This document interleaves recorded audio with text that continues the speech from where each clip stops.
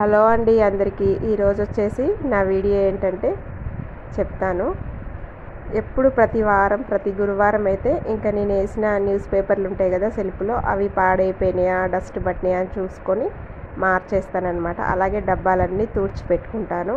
ఇంకా మన గ్లాసులు గిన్నెలు బోర్లు ఇచ్చే దగ్గర కూడా చాలా శుభ్రంగా నీట్గా ఉండాలండి.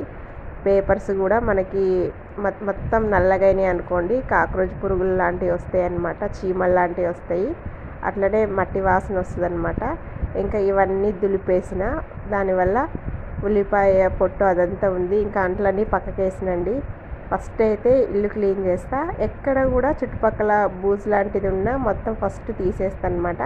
ప్రతి వారం మనం మంచిగా కిటికీలు అన్నీ తుడుచుకున్నామంటే, బూజు ఎక్కడున్నా వాటిని కూడా దులిపేసామంటే ఇల్లు ఎప్పుడు డస్ట్ పట్టదండి, మంచిగా ఉంటుంది. ఒకేసారి ఎక్కువ పని పెట్టుకోకుండా వారం వారం ఎక్కడ బూజున్నా ఫ్యాన్లకి ఏదున్నా మొత్తం క్లీన్ చేస్తాను అనమాట. నేను మంచిగా గేట్ కూడా తుడిచేస్తా. కిటికీలు అయితే ప్రతి వారం తడి క్లాత్ పెట్టి తుడుచుకున్నామంటే దుమ్మే చేరదండి, మంచిగా ఉంటుంది అనమాట. ఇక నేనైతే నా ఓపికను బట్టి చేసుకుంటా.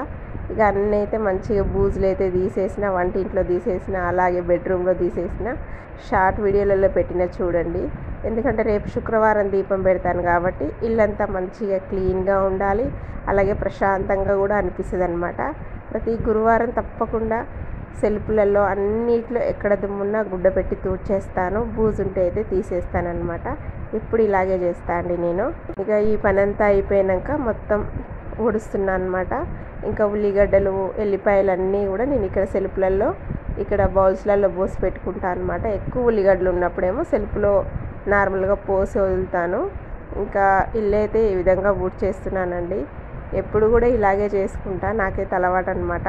ఇక మీకు కూడా ఇలాంటి అలవాటు ఉందో లేదో తెలియదు, కానీ ఉంటే అయితే ఇల్లు అయితే చాలా క్లీన్గా నీట్గా ఉంటుందండి. నేనైతే చెప్తున్నా, మంచిగా ఉంటుంది అనమాట. ఇప్పుడు పిల్లలకు హాలిడేస్ కాబట్టి కొంచెం తొందరగా లేచి ఇలాంటి పనులు ఏమన్నా ఉంటే చేసేసుకుంటాను అనమాట. అవి వచ్చేసి ఒక్కపొడి పొట్లాలన్నమాట. అవి వచ్చేసి నేను దేవుడికి పెట్టాను. ఇంకా మా పిల్లలు తీసుకొచ్చి సెల్ఫ్లు వేసిరనమాట. పేపర్లు తీసేటప్పుడు కింద పడ్డాయి. వాటిని మనం ఎక్కడ పడితే అక్కడ వేయకూడదండి, చెట్లలో కానీ ఇంకెక్కడైనా కానీ వేయాలన్నమాట. అందుకని తీసి పక్కన పెట్టాను. ఇంకా పిల్లలకి హాలిడేస్ కాబట్టి వాళ్ళు కొంచెం లేటుగా లేస్తారనమాట. అందుకే వాళ్ళు లేవక ముందుకే పొద్దున్నే ఈ పనులన్నీ చేసుకుంటాను అనమాట.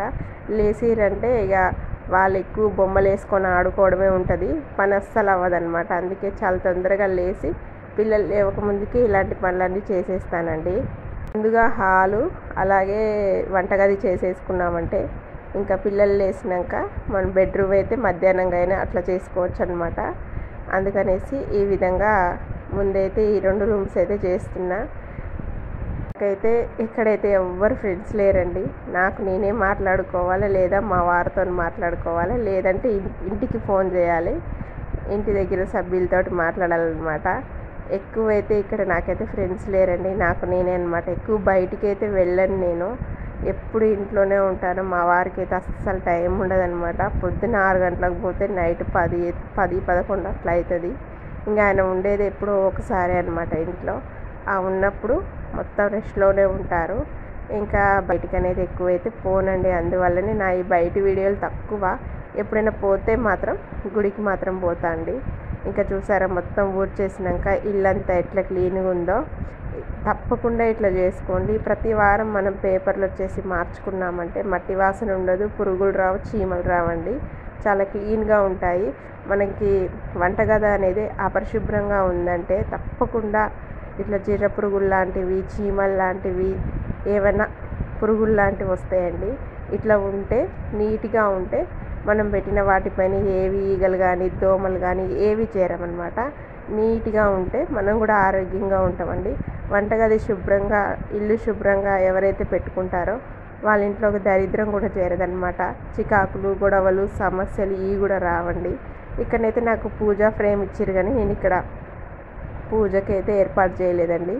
పోపు డబ్బాలు పెట్టుకున్నా. ఎందుకంటే ఇక్కడ పూజ సామాన్ వచ్చేసి పెట్టుకుంటే సింక్ వచ్చేసి దీని పూజ ఫ్రేమ్కి సింక్కు దగ్గర ఉందన్నమాట. నేను ఏదైనా అంట్లు కడిగి ఏదో చేసినా లైట్గా జల్ అనేది ఇక్కడ పడుతుందన్నమాట. అందుకనేసి నేను పూజ సామాన్ అనేది ఇక్కడ పెట్టలేదు.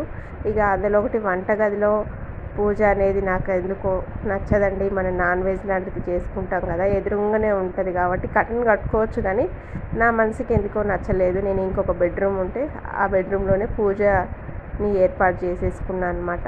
ఇంకా ఎండ అయితే స్టార్ట్ అయిపోతుంది. ఇది పొద్దున్నే అనమాట, తొందరగానే చేసుకుంటారండి పని అయితే.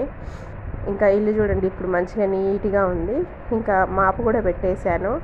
ఇంకా మంచిగా ఇంకా అక్కడైతే ఇల్లు కడుతుర్రండి. 3 monthsలోనే ఇల్లు చూసారా మంచిగా ఎంత చాలా వరకు కంప్లీట్ అయిపోయింది. 2 floorలు పడ్డదనమాట.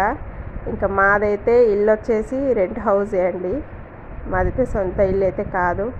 ఇంకా వంటలు అయితే మధ్యాహ్నం అంతా పని అయిపోయినాక వంటలు అయితే చేసినండి.